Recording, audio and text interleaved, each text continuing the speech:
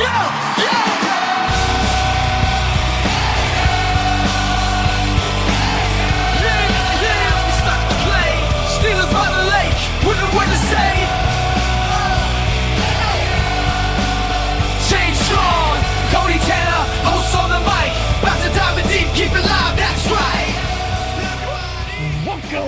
to the Steelers by the Lake podcast. My name is James Strong, joined once again by my co-host Cody Tanner. Cody, how are you on this fine Friday evening? James, I'm doing all right. It's a Friday evening. Not a lot going on. James, where I just moved from in West Virginia was getting hit with some of that hurricane. So I think I got out of there just in time. A bunch of people without power, businesses shut down. So I got out of there just in time back in Pennsylvania. James, how are you doing tonight? Doing pretty good, man. That must mean it's coming up to us tomorrow then, right? No, I think it actually kind of went. I think it's going to miss us for the most part, or hit us a little bit overnight. But I checked radar; it doesn't look like we're going to get hit a whole lot at all. So yeah. Wow, that's lucky for us. Yeah, a little bit. A lot of people without power. A lot of people in Florida got flooding and stuff. So prayers to all them. Make sure they're safe. But it is a Friday evening. We got to talk Steelers football. We also got to talk some roster moves, some things like that, and the matchup against the Indianapolis Colts this week. James, going for 4-0. Let's see if we can do it, right? Seems doable, buddy. I don't know. Yeah, we're about to find out. Before we talk about the game against the Colts on Sunday, Corey Trice placed on IR with a hamstring injury. Unfortunate for him. He was actually having a decent year so far. He had that one interception in the back of the end zone that kind of sealed the game. Week 1 or week 2, I can't remember exactly which one. Week 2, I believe. I think you're right. So unfortunate for him. He won't be back for at least 4 weeks. Hopefully he can come back and be an integral part again. With that being said, James Pierre, a name we're very, very familiar with, was promoted to the 53 from the practice squad. James Pierre has spent all of his 5 years in the NFL with Pittsburgh, bouncing back and forth from practice squad, active roster, blah, blah, blah. But he has been listed as a Pittsburgh Steelers the entire time. He has 3 forced fumbles as a Pittsburgh Steeler, and then that 2 interceptions back in 2021 and 2022, one in each of those years. So excited to have him back on the 53. Yeah, in addition to that, they made some other moves. No surprise, they brought in an offensive tackle from the practice squad, a man by the name of Calvin Anderson, who's got a little bit of a resume as a back-of-the-roster guy, has some starting experience, a little bit of left tackle, a little bit of right tackle. So that'll be some depth there. I would expect that we're probably going to see an elevation for John McClue again this week. Yep.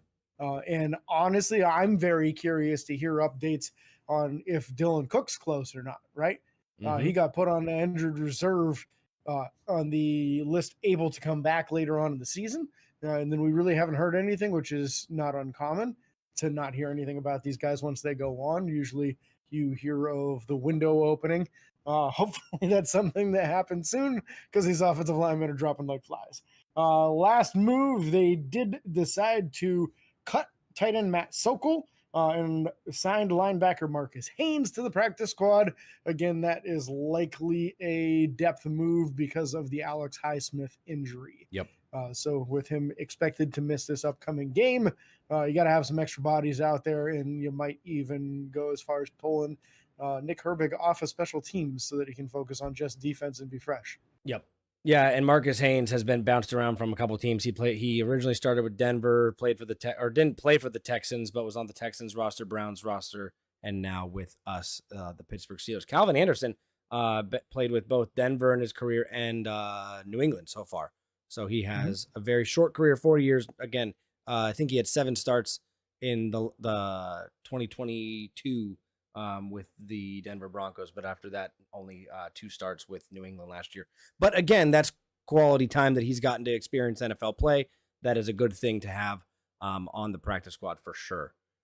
With that being said, Mason McCormick, is expected to start on Sunday. So we'll see what happens with that. I think I'm processing the start and how the O-line's going to process, and I'm just excited to see, because the Colts, and we're going to talk about their team a little bit, the Colts have, I feel, taken a downslide a little bit in their offensive or defensive front quality over the years. I remember fearing Dwight Freeney and, when those guys were there. I don't think they have that kind of stoutness on the defensive front anymore. And I'm excited to see what this, quite frankly, injured and beaten up offensive line for us can do against them. So, yeah, and to your point, they've got some guys, but they all seem to be injured right now. Yep. DeForest Buckner just went on the injured reserve for them recently. And then we're going to talk about some of their other injuries to some guys that are just not healthy enough to play this week. So Pittsburgh's not going to be going against all of their best defensive linemen.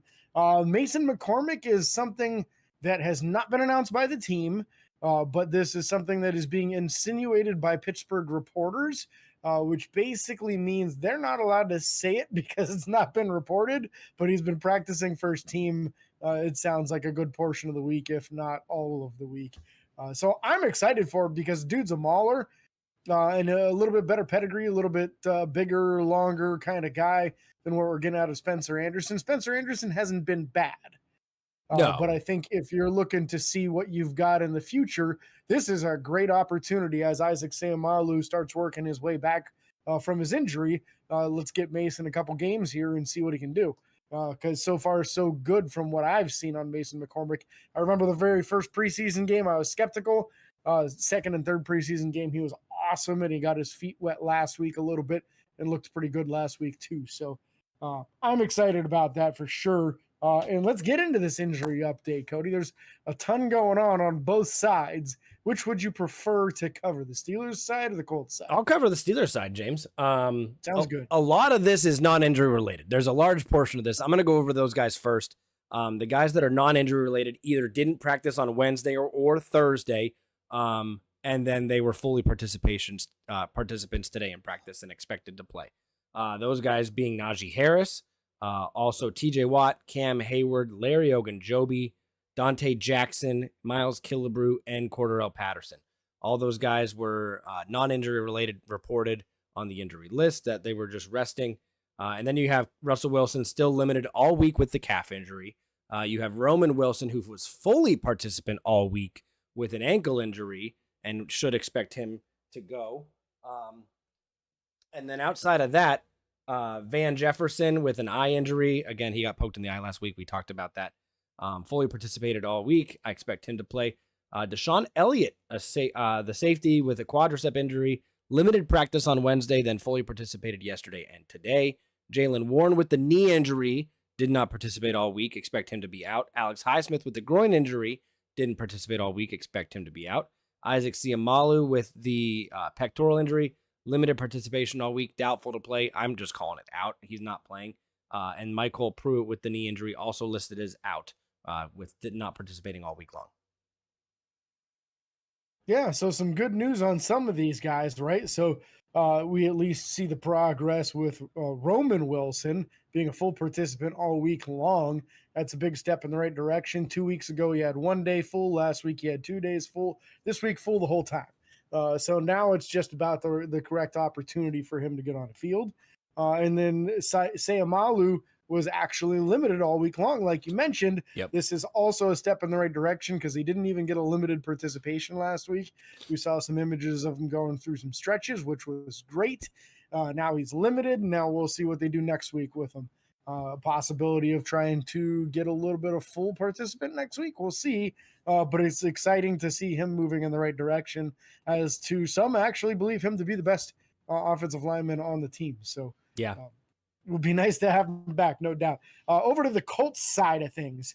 So first, big news, Kenny Moore, thought of by many to be the top nickel corner in the entire NFL, has a hip injury and didn't participate all week long. He is out for Sunday's game. The next guy on the list, cornerback Chris Lamons, was full on Friday. He didn't participate earlier in the week, so it sounds like they're kind of trying to rest him and then get him to go on the week. So and he's listed as their backup nickel, so that's interesting. Yeah, and he's listed as questionable, but I believe he's going to play due to the fact that Kenny Moore is out, and they're already down Juju Brents. Yep. So he's not going to be on this list because I think he already got moved to the injured reserve.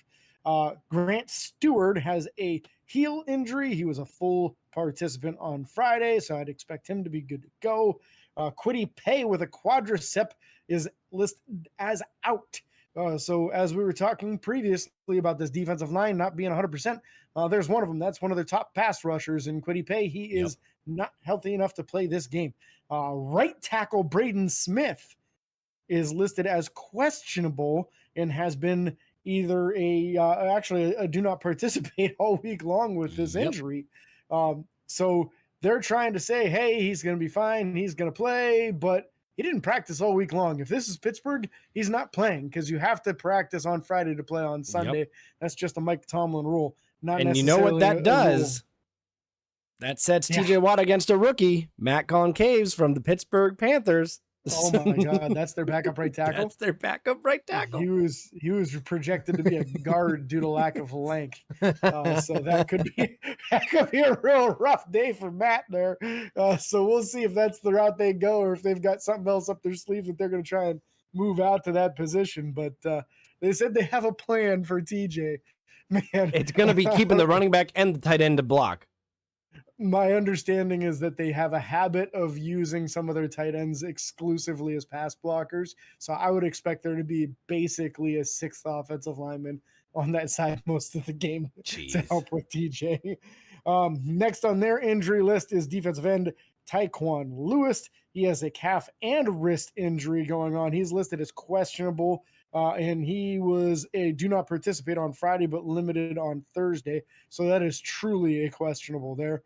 Last guy, Ryan Kelly, listed as questionable, did not participate on Friday with a neck injury. Also didn't participate Thursday.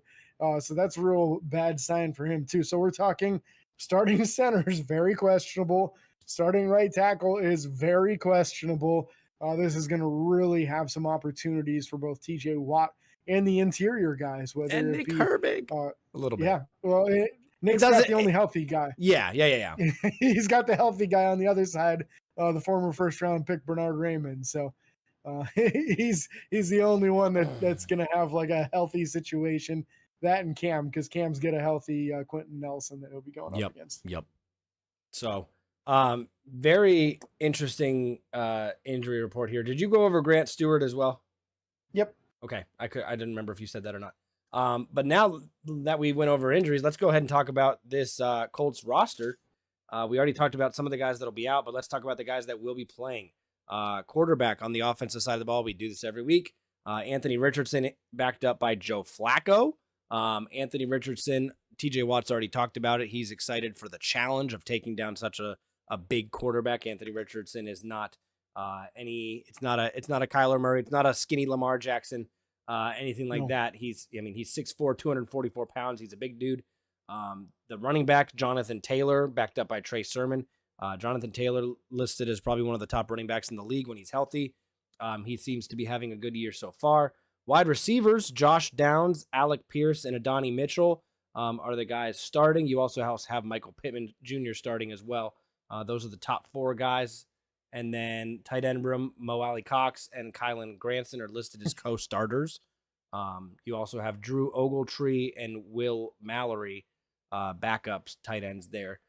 Listen, I'm surprised that they got rid of Jelani Woods, and I'm happy we're not facing him because I feel like he would absolutely destroy us. So I'm just excited about that. Going over this offensive line, Bernard Raymond, the starting left tackle, left guard Quentin Nelson, center Ryan Kelly, obviously he's injured, questionable. They have two backups listed, Danny Pinter and Tanner Bortolini. I'm assuming Pinter would start. Don't quote me on that, but that's just my guess. Right guard is Will Fries, backed up by Dalton Tucker. And then the right tackle, Braden Smith, obviously we talked about him more than likely not playing. And Matt Goncaves being the rookie, listed as the backup right tackle. So going to be a very, very interesting offensive front, and maybe this defensive front can go eat a little bit. You know what I'm saying? Absolutely. And thus far in the season, Anthony Richardson has 6 interceptions already and is struggling with a very low completion percentage. I heard it was less than 50% at this point in the season. Completion percentage, I believe you are looking at. Yeah. 50, no, that's not completion percentage. They only have, they do. 36. It's 36%. It can't be 36. That's not right. It's 36. I'll double check it, but keep talking. I would double check that. There's no way they'd still be playing them if it was that low. But I understand it's pretty it's 36 bad, completions. so. Hang on. Yeah, that's not. Yeah, That's Hang not on. I am playable. You looking don't for play a it. guy that's that bad. Do you have the number of completions? Because we can math, Cody. Oh, we can math. It's right here. Passing. It's pulling up. Colts. He is looking at 49.3, so just under 50. Yeah. So that was a lot of homework to say. Yeah, James is right on that. I just wanted to know the number. I mean, he's ranked dead last in all the quarterbacks that have played so far. Yeah, not good. Yeah, and another thing that is ranked dead last is their run defense, which we're going to talk about soon here. But lots of weapons on this offense if Anthony Richardson can get them the ball. Yep. Last year, Pittsburgh had a real tough time with stopping the run, and it was a big issue for Pittsburgh. Also, we didn't have a healthy Cam Hayward last year, and he missed half the season.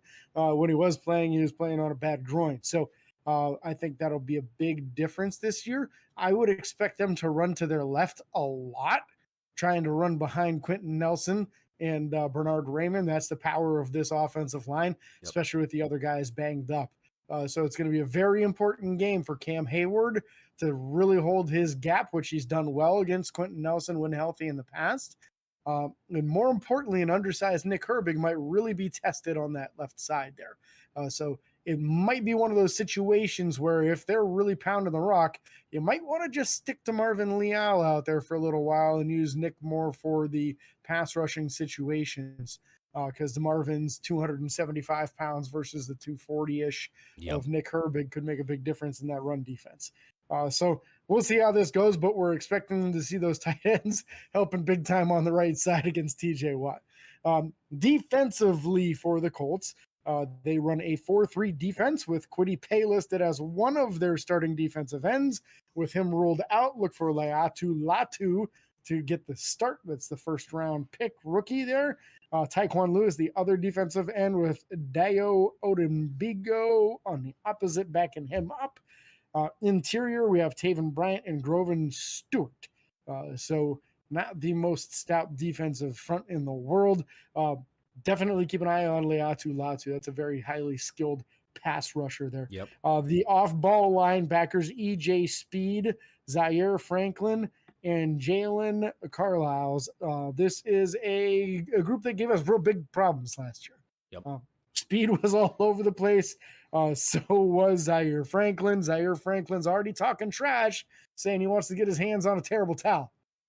That's typically a really, really bad move. So we'll see if he is bold enough to try to steal one from a fan, as we've seen opposing players do previously, or what happens there.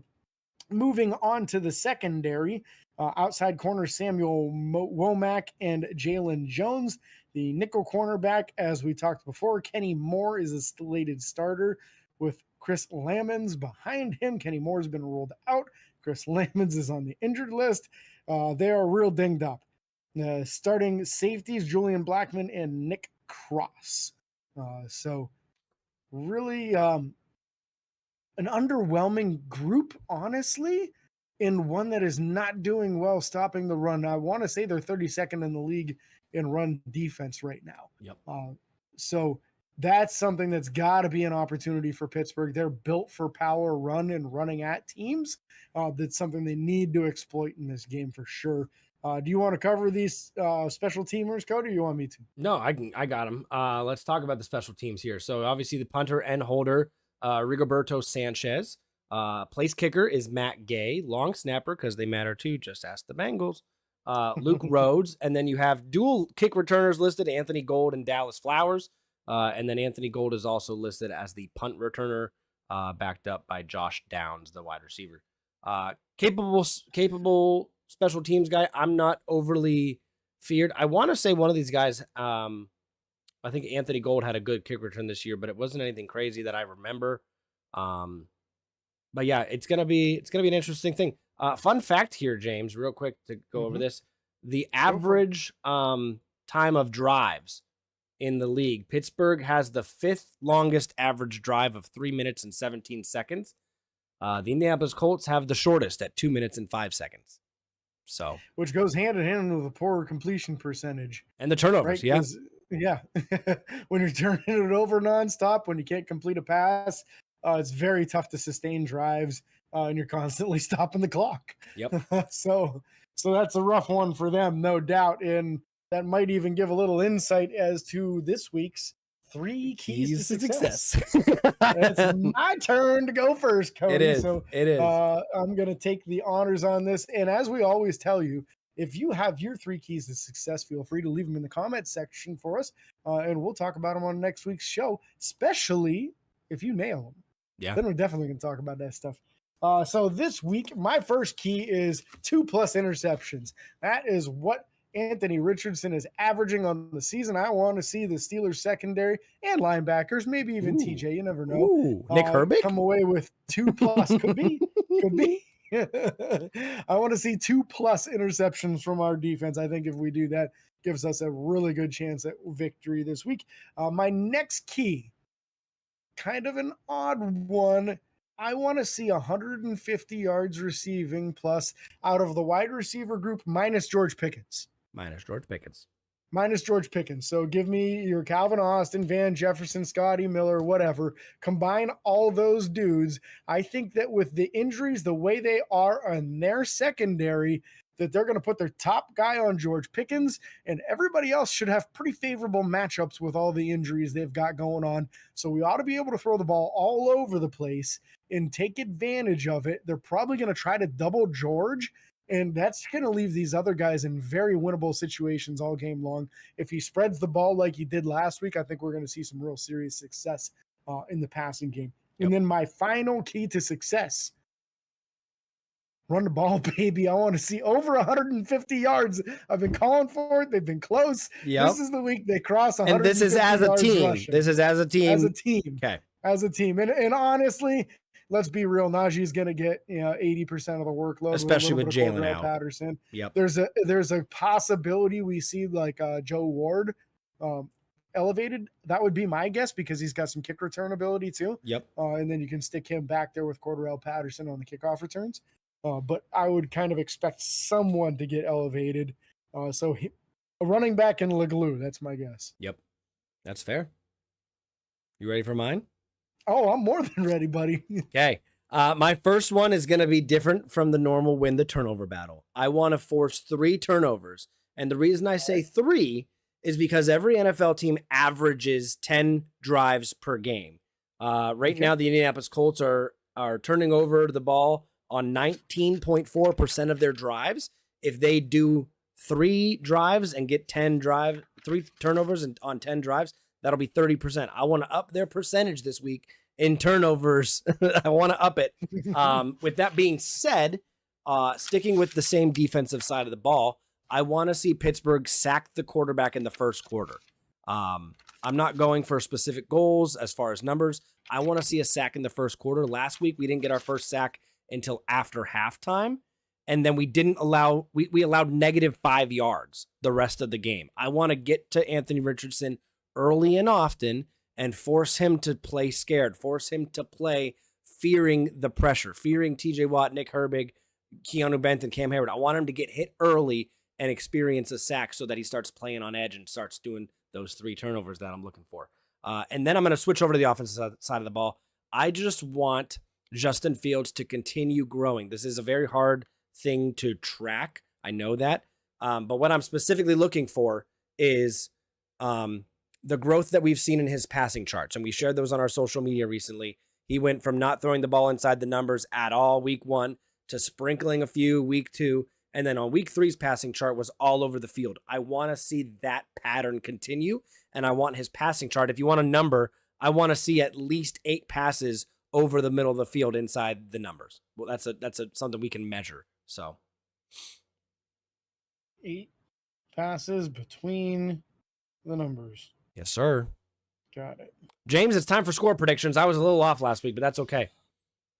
I mean, I was off too because it was really lopsided and I had it being close. Yeah. On another show, I even predicted that Pittsburgh would lose because I was very concerned about the injury to Troy Fautanu. Yep. But it ended up that Broderick Jones held his own, man. He did. And not only did he hold his own, he pancaked Joey Bosa and knocked him out of the game very early, so they only had 1 elite pass rusher to deal with instead of 2. Yep. James, you want me to share my score prediction first? Do it, buddy. Give me yours. I'm going to go Pittsburgh 31, and I'm going to go with the Indianapolis Colts 13. 31-13. I don't hate it, Cody. I really don't. Yep. I have one of those touchdowns being defensive, if we're being specific. All right. One defensive TD. I'm totally writing it down, man, because if you're right, you're getting credit for it. Yeah. If you're wrong, we just won't bring it up. That's fine. I am going to go 27-6. Ooh. I think the defense continues holding these other teams to very few points. Only 2 field goals in this game is all they're giving up. And I want to say we're looking at 3 touchdowns, 2 field goals. Boss for president, you know the routine. Yeah. And let me guess to be more specific for you. You think they're going to drive late in the 4th and go for it on 4th down when they could have kicked another field goal, but they're not going to get it. Just being super specific here. But no, with that being said, if you guys have 3 keys to success, like James said, share them with us. If you guys have score predictions, share them with us as well. We'd love to talk about them on the show, especially if you guys hit it.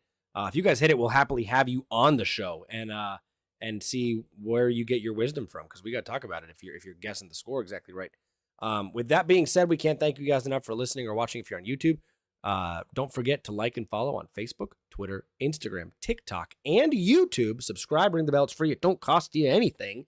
And don't forget the 5-star reviews on Apple Podcasts. Make James over here very happy. And until next time, this is your host, James and Cody, signing off. Peace. Steelers by